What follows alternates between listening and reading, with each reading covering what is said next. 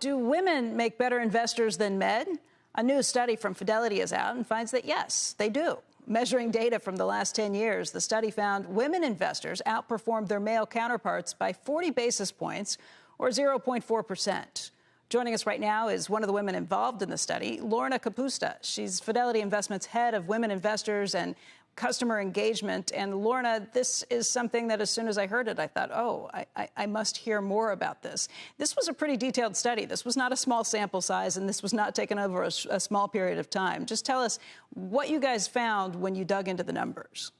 Yeah, we are just as happy. And I would say that I shouldn't have been surprised, but I was pleasantly thrilled.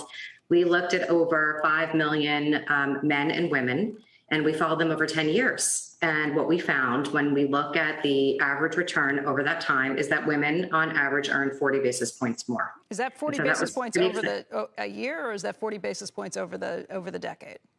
Over the decade. And I'll tell you, that might not seem like a ton, but depending on how much money, it actually can add up. And I think what's really important is that oftentimes when you ask men and women, we do studies all the time, who's the better investor? Men and women say that men are. So what this tells you is women are and can be great investors. I think part of this is because women weren't moving and selling and trading quite as frequently, right? A lot of times they stayed pat, and that seemed to be a better strategy. Yeah, that's exactly right. Women do three things really well. They, one, think about their overall goals and go into it, aligning their money to achieve that goal. They are investing consistently over time, let's say out of every paycheck, and not trying to time the market. And third, as you said, they're not buying and trading as much. They're buying and holding. So it's a longer term view. And that recipe is a recipe for success for them.